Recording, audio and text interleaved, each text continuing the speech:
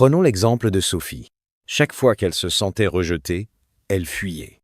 Chaque critique lui semblait une attaque personnelle. Elle croyait qu'elle était impuissante face aux autres. Mais lorsqu'elle appliqua les principes stoïciens, tout changea. Chaque émotion devint un signal, pas une punition. La peur lui montrait ce qui était important.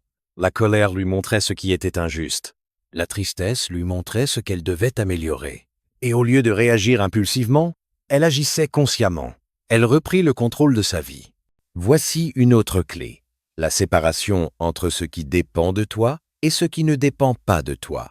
Tu ne peux pas contrôler les actions des autres. Tu ne peux pas empêcher certaines situations de se produire.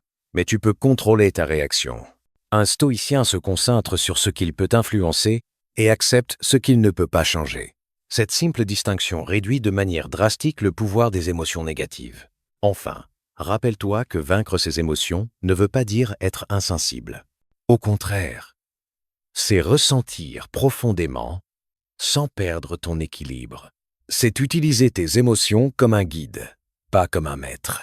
C'est garder ton calme quand tout autour de toi s'agite. C'est répondre avec stratégie, pas avec impulsion.